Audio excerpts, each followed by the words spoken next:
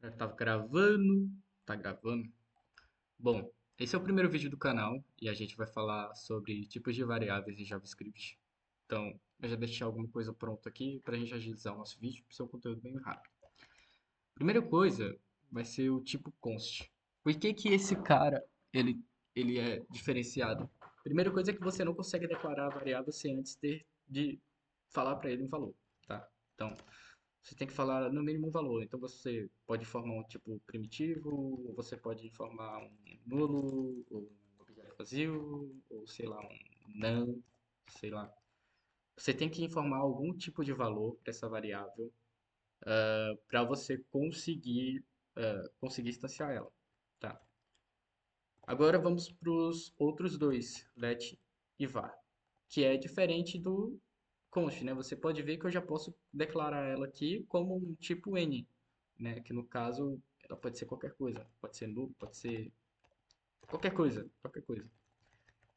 Para a gente conseguir observar isso, eu fiz uma funçãozinha aqui de somar e divid, tá? E isso daqui eu vou printar no meu console.log, no meu terminal perfeito sum divide, então vou passar a soma de um 2 e 3. Isso daqui é para me retornar um, né? Um mais 2 3 vídeo 4 3 um. Então, o que eu posso fazer aqui? Eu posso declarar esse cara aqui como sendo let, tá? Então, eu instancio uma variável do tipo let que é result. E aí, o que que eu faço? Deixa eu só fazer isso daqui. Eu somo primeiro os dois números que eu recebo na minha função, guardo isso dentro de result. Então, isso daqui vai ser basicamente um mais 2, então vai ser 3, tá? Então, o result vai receber 3. E o meu result, ele vai pegar esse 3 e vai dividir pelo divider, que no caso vai dar 1, porque o divider é 3, tá? E por que que isso acontece, primeiramente, né? Para explicar. Aqui a gente tem uma variável em alguma posição da memória. Então vamos falar que o result está na posição, sei lá, 359, tá? Está na posição 359.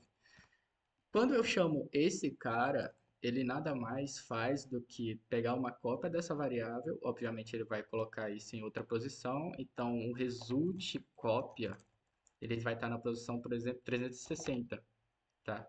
E o que que ele vai fazer? Ele primeiro vai pegar essa cópia e vai fazer essa operação. Então vai dividir por 3. Essa cópia vai ficar com resultado? Essa cópia vai ficar com o resultado 1. Então ele vai pegar essa cópia desse resultado e vai colocar para alterar o valor dessa, desse result que está na posição 359 por esse valor dessa cópia. Tá? Então o result vai ficar com 1. Então por isso que isso daqui, teoricamente, é para me retornar 1. Tá? Resultado 1. Então, por que que eu usei let e não var? Vamos lá. Para a gente conseguir entender a diferença entre esses dois tipos de declarações, a gente tem que entender o que que é escopo. Escopo é nada mais nada menos do que até onde você consegue alterar o valor da sua variável, você pode entender assim, ou até onde você consegue enxergar. uh, Vamos entender um escopo como se fosse, por exemplo, o seu quarto. O seu quarto, quando você entra dentro dele e fecha a porta, você só consegue enxergar o que está dentro do seu quarto. Então você só consegue enxergar o guarda-roupa, a cama, e sei lá, se você tiver uma mesa lá dentro, tá? A partir do momento que você, por algum motivo, sai do seu quarto, você consegue enxergar a sua sala, a sua cozinha, você consegue enxergar tudo, né? Basicamente. Então, o que que a gente vai ter que entender é, primeiramente, o que que é escopo, né? Escopo é basicamente aonde você consegue ver, aonde você consegue enxergar. Então, se eu consigo enxergar até o quintal lá de casa, se da porta da minha casa eu consigo enxergar o corredor, o quintal, esse é o meu escopo, tá? E isso vai ser aplicável basicamente na variável. O que que eu quero falar com isso? Aqui, o meu result, ele só consegue enxergar o que está nesse escopo aqui, tá? Então, vamos falar que é o que está nessa chavinha aqui, para ficar mais fácil, né? Então, ele só consegue enxergar o que está nesse escopo. Tá, Mas e se eu quiser alterar essa variável fora desse escopo? Você me pergunta, né? Aí o que eu falo para você é simplesmente só pegar essa variável, tá? E declarar ela aqui fora. Agora você concorda que você está enxergando a função, tá? Então essa variável ela tem acesso a todo esse bloco de código aqui, tá? E tem acesso também a essa parte do código, né? O que eu poderia fazer é simplesmente isso daqui, ó.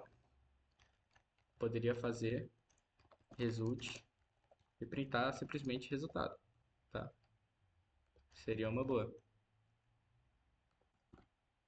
entendeu? E isso funcionaria perfeitamente, tá?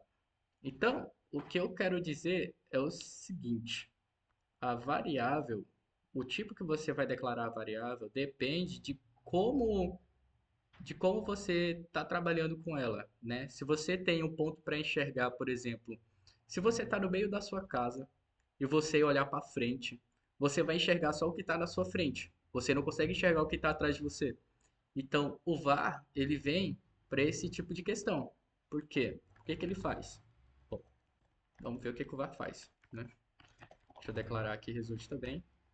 O VAR, ele vai trabalhar basicamente com uma, uma condição especial que vocês vão ver como hosting. Acho que é assim que se escreve. Mas é hosting, tá? O hosting ele vai fazer nada mais que pegar a sua variável.